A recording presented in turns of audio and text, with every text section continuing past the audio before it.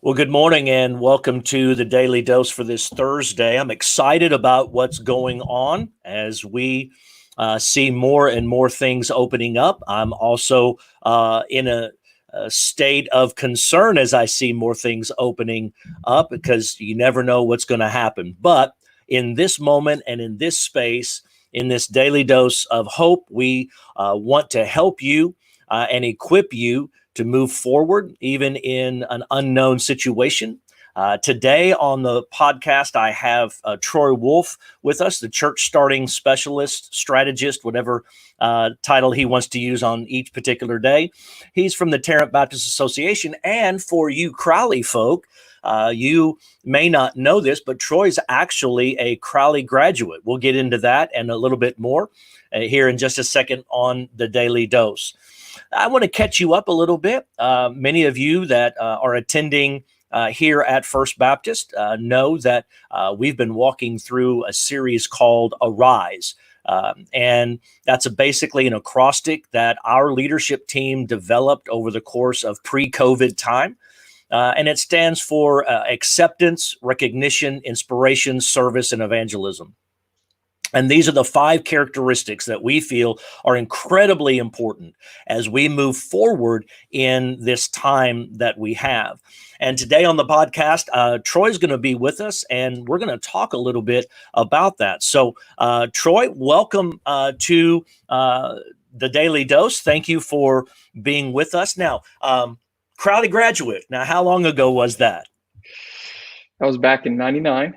99. Yeah, but I have siblings that graduated, well before me. My oldest brother, he's 53 or so. And so he graduated from Crowley as well. My next oldest brother is closest to my age. He graduated as well. So we were Crowley folks, I can tell you. Absolutely. Now you're up in North Metro now. Not everybody in the world has to know where you live, but I know you live up in the North Metro. And you actually serve a church and the association, correct? Tell me a little bit about you and your family. Yeah, man. So we like to stay busy. I'm an entrepreneur. And so I work with the Tarrant Baptist overseeing our church starting. And so we assess planters, coach them, train them, consult with them, help them get going with best practices. But I also am the multi-site pastor for Fellowship of the Parks. It's been a great partnership. I had planted a church, and through that time, had connected with Doug Walker, the lead pastor there. And after we had successfully planted one church, and we're going to start another, he approached me to pray through what it looked like to work together to start new campuses. And so just through some prayer and fasting and seeking the Lord, we felt like that's what God had. And it's just been a beautiful partnership. When I came on staff 2.5 years ago with them, we had 3 campuses, and 2.5 years later, we have 5. And wow. So in 2.5 years, and there's about 400 people that represents that we're serving week in and week out between those two. And so it's kind of neat. I don't just teach about it. I'm also a practitioner of still starting in a new day and time, and things that worked, even 10 years ago, as far as connecting people to Jesus, don't always work today. And so I get to continue to be learning in that. And so I get to live in both worlds. I also have a side marketing company that oh my goodness, that I run. When do you sleep exactly? Well, it's better to be busy than bored, I think. But yeah, right. And then my family, we live in the North Fort Worth area, in the Alliance area, and my wife, she is a great person, best friend, and she works at Majestic Outdoor Lighting. So if you have any outdoor lighting needs, let her know. She's the office manager for them and does a great job. And then cool. I've got 3 kids. Jackson's turns 15 in August. Ava is 12, and Bella is 9. And so kind of mixed in there, but they're great kids. They're all different. And so we're very thankful for them. Absolutely. Well, today, Troy, I want to talk a little bit. I preached a sermon Sunday. We were at the S section of Arise, and that dealt with serve. Mm-hmm. And I ran across a statistic. You know how those are. I know stats are stats, and you can interpret them any way you want. But it appeared, and the way that I understood it and believed it and stated it was that 52% of millennials view church as irrelevant. Is Have you seen that? Have you read through that? Do you believe that? Do you find that possibly to be true? Yeah, it's interesting. I think that there's been some major shifts in our culture that have caught people by surprise. Even when we were starting our church, I'm right at the cusp of a Gen Xer and a millennial, but I was raised more in the Gen X mindset. My parents are boomers. And so what I think has happened, just in my observations, so this is anecdotal, I don't have any statistics. Sure. That's what we're here to do, is tell stories, right? Yeah, 90% of statistics are made up 60% of the time. So, but I think what has happened, I made some notes on this, is that I think culture shifted drastically. What started making me aware of this is when I was planting our first church back in 2010. I would meet with some pastors who had started a church 10, 15, 20 years ago, beyond that point. And they were giving advice and things to different people. And I'm like, man, I'm experiencing something completely different than that. Like, that stuff doesn't work. And it started dawning on me is that because of the advent of technology, just progressing faster and faster, with the culture shifting because of that accessibility quickly on a global scale, that the culture was quickly running past where they were at, and they weren't reaching younger people. They were reaching children of the families that are already reached that weren't millennials. And so there's this big gap between those two groups, where the millennials kind of reside, and they weren't reaching them. And so I think I started seeing that around that time, that there's a huge shift culturally that many people have missed. And it's different, and different can be scary. And I think some people just say, well, I'm not going to deal with it because it's different, or it'd be too much energy to deal with it. I read, this COVID has allowed me to read a lot more than maybe I used to before, with a little bit of time. However, one of the things that I read talked about societal change. Mm-hmm. And, if we're wanting to reach our community, then we, on the one end, have to maintain the proper message of the gospel. But at the same time, the methodologies used to express and communicate that gospel has to adjust with some time. And here's what I read. And I'd just like to hear your opinion on this. Sure, man. That if we're doing, society's changing at the rate of every 3 years now, is what I read. And they said that if the way that you're doing things, if your methodology, as you had mentioned, if my methodology in 2020 is the same as it was in 2010, I'm 2 generations behind societal change. And if I'm doing it the way I did it in the 80s and the 90s, I'm 10 or 15 generations behind. What did you find that to be true? Is that something that you're seeing in some of these things?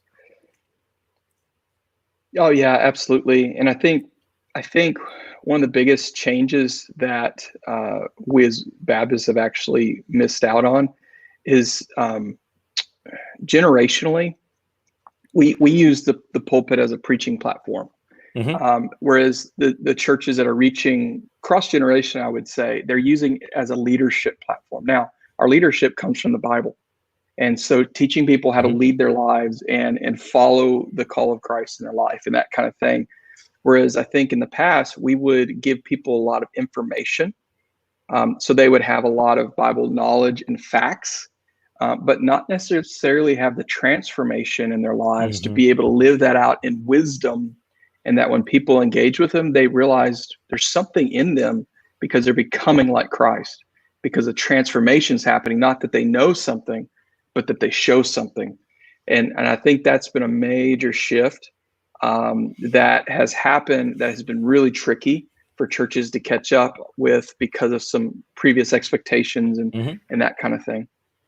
Well, I'm pushing 50. I'm on the cusp of, I'm deep into Gen X, and it's hard sometimes, even for me. I want to make the shift. I have two teenagers in the house, so I'm well aware of TikTok. I understand it. I don't know how to operate it, but I know it's out there. And so, trying to figure out, this new life that we're all in, not even to mention the new normal that we're moving in. It's, Carrie Newhoff put out a thing this morning, telling us, hey, you better get innovative fast if you want to continue to reach. And so when we hear the term irrelevant, man, that's a hard word sometimes to hear. It's harsh. Yeah. It's tough and it's harsh, and I don't throw that word around lightly, but that's what the survey question centered on. Sure. And my thinking of irrelevant isn't that everything that we do is wrong. It's just that sometimes the methodology by which we do it hasn't quite caught up to where we are, and the message isn't irrelevant. And not all of our methodologies are either. It's just trying to stay on the cusp of what's going on. Well, I think, Aaron, there are things called known or felt needs, and then the unfelt needs. And I think that there's a lot of people who their felt needs aren't being met, so that we can met that unfelt need of Jesus's hope and grace. And the message of Christ, man, this was a revelation to me, even after years of being in ministry, that the defining difference between our faith in Christ and every other belief system, every other religion in the world, they're about advice. You do this or don't do that. One day you'll please God or some version of God, and they will allow you in heaven or some version of heaven. Whereas the gospel says that you cannot do enough good. You cannot do enough not wrong. And that is why there is grace. And so grace is a word I think we throw around a lot, but we've never learned to live in. And grace means that our expectation is you're going to screw up. You're going to make a mistake. It's just going to happen. Sure. And not being shocked by that, or offended by that, or judgmental by that, but to understand that that need of grace is prevalent, and that is the defining difference, is that we couldn't, and so Christ did. And so when we kind of understand that, I think one of the things that, and I got great news though, because in reading a lot of statistics and things about this type of subject matter, millennials actually want to be led relationally, not dictatorially. And so like old school, a lot of times the pastor said it, or these people who are very respected said it, and that's just the way it is, and there's no conversation anymore. Now, that would drive a millennial away. It just will, because it's like, yeah, okay, that's fine, but does that really resonate with me? Well, no. So guess what? I vote with my feet, and I'm going to walk away instead of dealing with this. But today, if you have a congregation that has maturity in it, people who've been around and that have the right heart, or develop the right heart to love and serve people truly where they're at. And that means sometimes until you build influence and credibility, and they share something stupid that they're doing, which happens, is you let it go and you just love them in that moment until you build that time and have wisdom to be able to speak into it, to truly help them, not become dictatorial and then walk away because they don't truly believe you care that much about them. But millennials would rather be mentored and invested in by people who are older, that don't just dictate to them, but love them through that, so that they earn the right to speak into their lives. And so I think there's a lot of opportunity out there for our churches that have some maturity to them, some older congregants, that they could really truly make a major impact if we're creative in how we can connect some of the folks that aren't in our church to help them be loved on by some of those that are more mature. That is so good, because I think that's so encouraging to help some of our congregations, mine as well, understand that old isn't bad. It's just that we have to change the method by which we do things in some ways. My parents are of that generation that they said it, that's the end of it. There's no discussion about it. And yet I find, and so sometimes they challenge my parenting in a sense that says, why do you let them have a discussion about it? And my view is because I want to have a relationship with them in 15 years. And in doing so, we have to walk through, they've been trained educationally, culturally, question everything. One of the strangest things that ever happened in the last several years is when I discovered that during my message, I'm getting Google fact check now. That could be a little terrorizing, right? Like, you better know your stuff.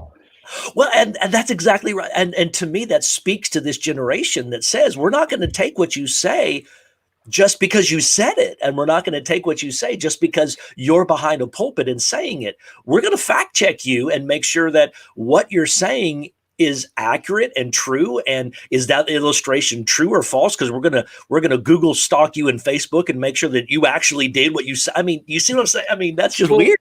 But that's an attribute that was attributed as holiness to the Bereans. They took what the apostles said, then they went and searched it and are like, is this true?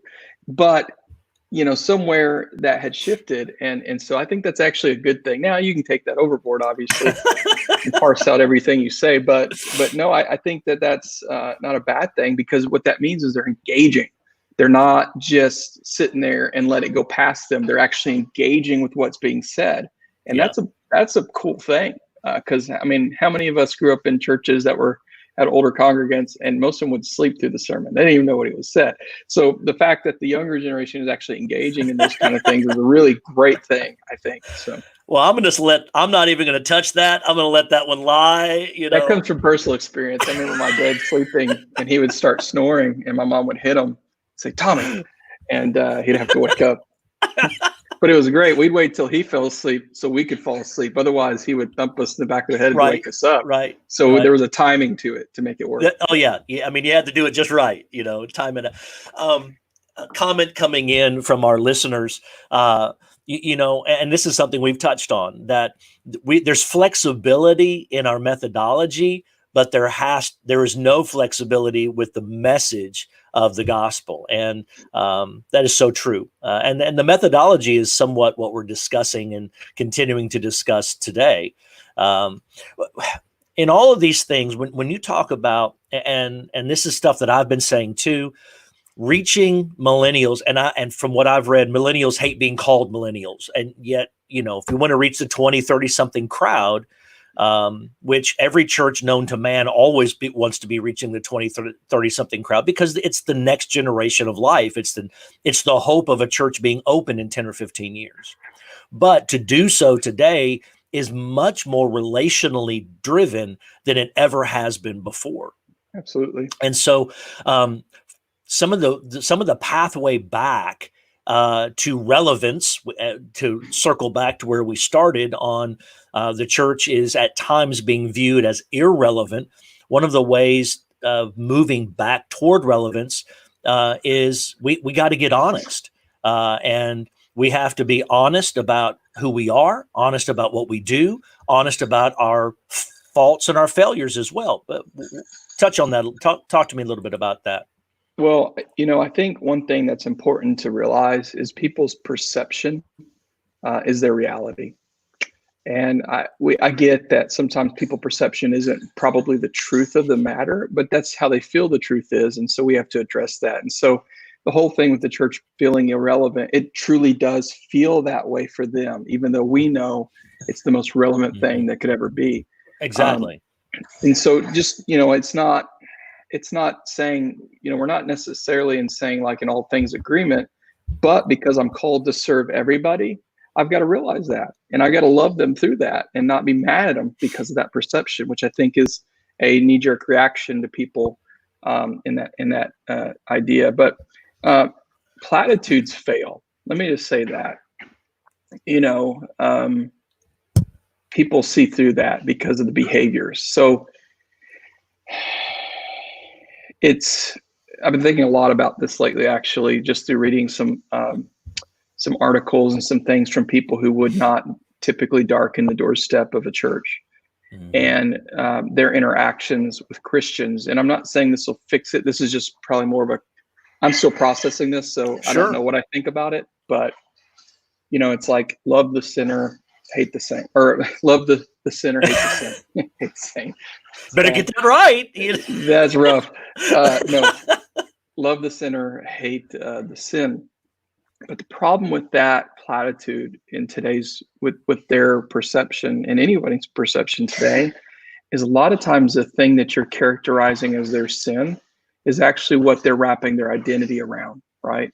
And we say, well, that you shouldn't do that. It's not healthy, right? But they're already there. Like that's where they're Yeah. at. That's not where they're going to be, but that's where they're at. And so we have to realize that, that we've got to meet them where they are. Christ did that. If you look at the God, time and time and time again, Christ met them where they were at, not where they would eventually be. Mm-hmm. And so there wasn't this expectation of behaviors and morality and all those things. There was an expectation of, I love you, so I'm willing to stoop. I'm willing to serve. I'm willing to get where you are. And platitudes of, hate at all isn't going to get there, because it reads false. Because they'll say, yeah, we love the sinner, we hate the sin. When they come in and they're still in the process of early discipleship takes time, because it's really a change. Yeah, it's super messy, because you're getting real. You're not just sitting there and acting like everything's fine, a Sunday, and come back the next Sunday and do the same thing while you're yelling and kids are cussing in the car right on the way to church. It's real. It's discipleship. And so when you really start to do that, it's uncomfortable, because there's probably doing things and living in a way that you're not used to. There's probably things that make you uncomfortable, but we have to decide if we're going to serve or minister. And there's a huge difference in it. And it's a little bit of a semantic, but what I mean by that is your heart attitude towards it. And so, even in a millennial culture today, serving is huge. All you got to do is go to a starter home, HOA, and people are serving. In fact, they're fighting to serve. Like it really becomes even a jostling contest to see if you can serve better than somebody else, right? But I've seen it happen where they're like fighting. They're like, well, you can't do this. We're doing this, service project and stuff of that nature. It happens. You don't get to help these people. We're going to help these people. Yeah. But what that tells us is there's a value in that, within that cultural element. And so with that understanding, serving is a value to them, right? But the problem with serving is when my time becomes too precious, I've got too much on my plate, it's become awkward, it's become stressing, I'm going to stop, because I'm serving on behalf of myself. This is what I'm going to do. Yeah. But if we serve on behalf of Jesus, when it gets hard, when it gets tough, when it gets weird, which happens, when it gets messy, when it gets stressful, when it gets exhausting, we still serve, because it's not on the drive of who I am, it's on the drive of who Christ is and who he can be for these people. And I'm not just loving the sin or hating the sin. I'm loving them where they're at. And I'm praying that God would leverage my love and service and speaking love and truth into their life, that it'll help transform their life so they can have the best life that God has planned for them. And that is so good. And I appreciate you sharing that, just the getting real, and the honesty of, hey, I'm not perfect any more than you're perfect. And in that moment, we start to get honest. Authenticity is something that I hear stated a lot in the books that I'm reading. When you want to try to reach those younger than me, it's the thing that I keep hearing is that we don't necessarily want all of, and I find this, I keep wanting to tag them. I find the younger than me crew, it's almost a contradiction. On the one side, because they have YouTube and because they have all these other things where slick production is available and that level of excellence is available, on the one side, they want that. But on the other side, the sense of authenticity says, hey, you know what? They will take real over slick every day. And yet, if we can't match up to the YouTube quality, then we're less than. So how do we get authentic and deal with the conundrum of this seeming controversy between slick and real? And where does authentic fit into that? I think defining reality is important in this. I think that we've got to be able to own certain things that, if it's not up to that level, say, hey, you know what? This isn't up to that level, but I want you to know this. And I look for a way to connect with them relationally. Yeah. You're right. I mean, it's absolutely true that there's this tension of viral video that is not well produced, but there's a story to it. And I think really the important thing is the story. When you look at even younger people going into production and video, and it's about the storytelling that's happening. And so if the story is good, those other things, though, if they're too bad, the production's too bad, it can distract from it. But if the story is there, it will engage and it'll run through it, and it'll win the day as far as attention and grabbing that type of thing. So the narrative, I think, is really important. And that's what I see. My daughter was introducing me to TikTok the other day while we made a long drive to my in-laws' house, and she was showing me some of the videos that had gone viral, and it was interesting to me because a decade ago, this trend began, and she showed me a video that was like, all jerky and everything else, and had things all drawn everywhere, and she's like, but this thing went viral, and I'm like, okay, that's the dumbest looking video I've ever seen in my life. However, so it's not always, I like you said, it's not always about, the slick production value. It's just real life in a real way being shared. And it's almost like that. This is who I am, and we're just going to own that. And that seems to be resonating with our culture today. And I think medium is important. So like if you're on your phone and you're scrolling through Facebook, you don't want a widescreen 1080p video because it doesn't make sense. The bandwidth isn't big enough, so it's going to be pixelated anyways.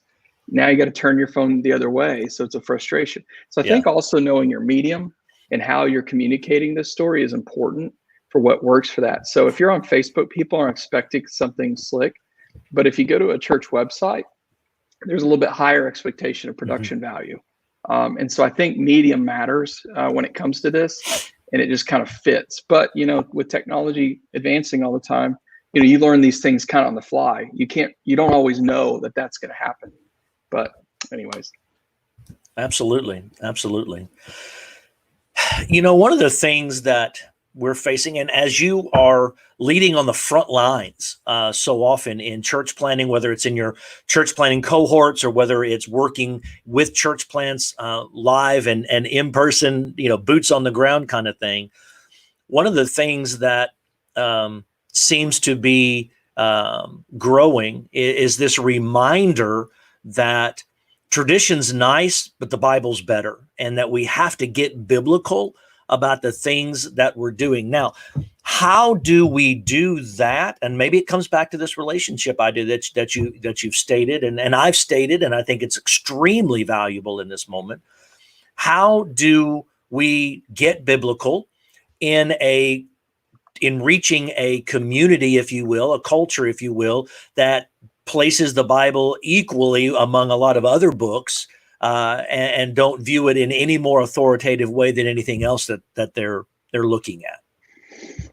So really, I'm glad you put this on here. So authenticity, you might even be willing to change that to credibility. Okay. Nice. So back in the day, if you were looking at a restaurant or a place to go, sometimes you'd look at the critics, you'd look at different things, you'd watch a commercial on TV, and if it looks slick, you're like, okay, it's good. People don't do that anymore. If I'm going to buy something off Amazon, I'm going to look at the ratings. I'm going to trust people I don't know, but I'm going to trust them in a majority setting to tell me what the best move is for me, right? And so authenticity is the idea of being real, being what you actually are. And so credibility, so like on an Amazon thing, you can see, man, it's this amazing thing. Mm-hmm. But if you go look at the reviews, you're going to see that's not credible. That's not authentic. They're not being real with who they actually are. Right. And so I think sales pitch. It is. It's a sales pitch, which rings so hollow, right? Because we've been duped enough times to know. So I'd rather hear someone who's been there ahead of me. And I want to see multiple ones. Even though I don't know these people, there's a credibility in the crowd. that wasn't there years ago. Now, I think it was there, but not at the level that it is now, right? So if someone had a bad experience at a church, they may tell a friend or so, which that happens, right? But now with the the internet Hmm. and websites, it's a massively more important thing. And so if we say something and it's not true, we, even though we're saying we're really who we are, you're not credible anymore.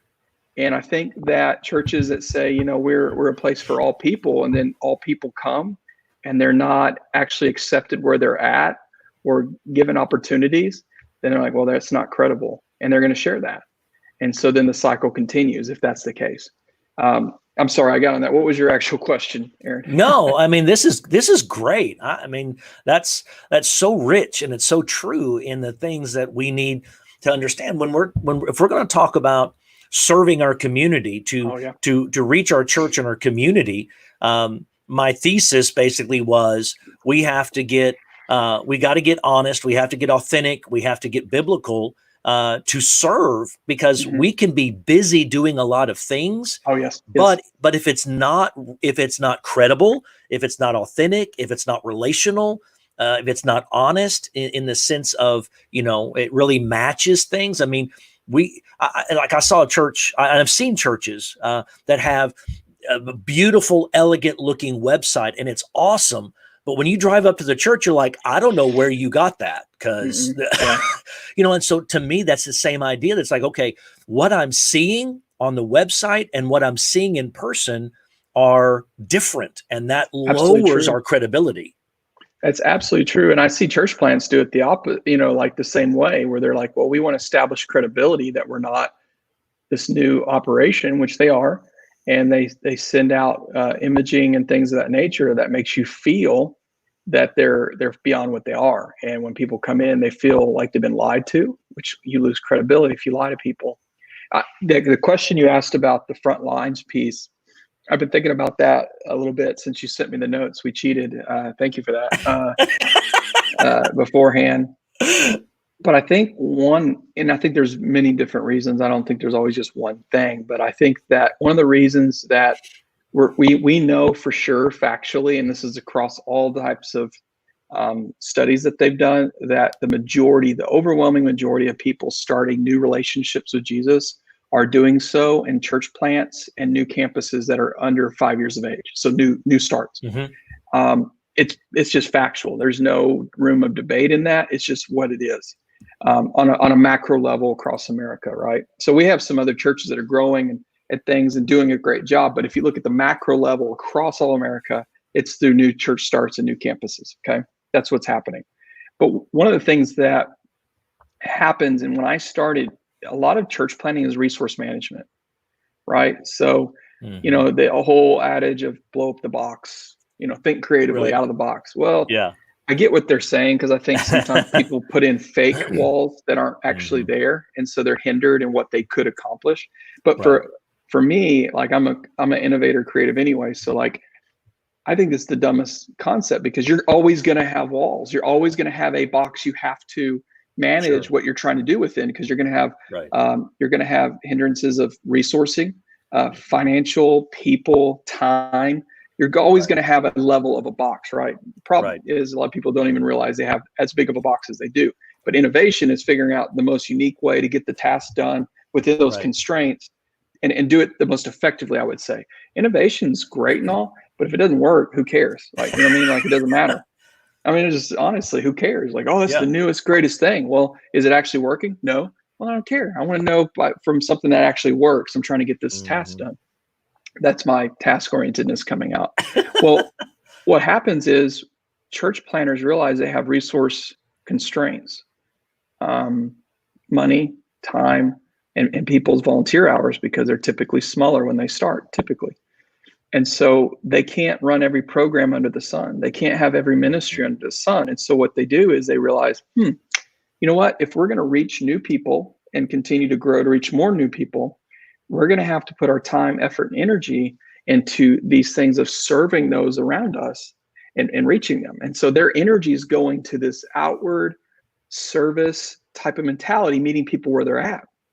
But a lot of times in existing churches, and even those churches that started that way, now all of a sudden you have to take your time, your energy, your resources, and start creating these substructures of programs and ministries. But now I can't have people take their time to go outside of the walls. I need them to stay in the walls to continue to build this monolith that we're creating. And so that's where kind of you see churches a lot of times will plateau. New churches will plateau at that point. But it's all about resource management. So the idea is, and I wish I had a Lego with me, but my kids are kind of out of that stage. But Lego, they're like a traditional, Lego with the 6 little bubbles on top, and you can connect them and all that. Well, you only have so many connectors on a Lego. Like that's it. Yeah. Once you get there, you're done. Like that's all you can connect to this individual brick. And if you think about that brick as a church, once you start adding in all these different things you're going to have to do and clicking them in, all of a sudden you realize, man, I don't have the bandwidth to go out. I've got everybody working their tails off truly hard to continue this functional piece here. And so then what you have to do as a leader is you have to define that reality of like, well, here's the thing. We're not going to grow if this is how we're doing it. There's just not. There's no logical way that we could grow organizationally. Now, there's always the thing, but God, right? But the reality is God allows us to, there's supernatural things that happen for sure. But on the general, we have to be wise in how we operate and administrate the church. So if you load everything up on that brick and there's none of those things are loaded up or out serving other people, you're never going to actually reach them. And so there's a cost to that, to saying, we're not going to do this, we're not going to do that, we're not going to do this, so that we can truly engage the community and serve them where they're at. And as you said earlier, that's messy. It's time consuming. It can be frustrating. But ultimately it's rewarding because that's what our Savior did. He went to where they were at. Troy, that is so good. I appreciate you taking time with us today just to talk through some of these important things. And it's not a one conversation thing, and it's not a one-time thing, but it's an ongoing conversation. But I so appreciate what you're doing with our association. Thank you for taking the time to be with us on our time together. And just thank you for sharing with us today. Hey, man, thank you for having me on. And I just want to say kudos to you. This takes time, effort, energy to serve your church by making this a priority. And so just your love for your church is evident in you doing that. So I just want to say how much I appreciate that. Well, appreciate you. Thank you for that. Hey, thank you for joining us on the Daily Dose this morning. You guys have a great Thursday, and we'll see you this weekend and again on Monday. Y'all have a great day.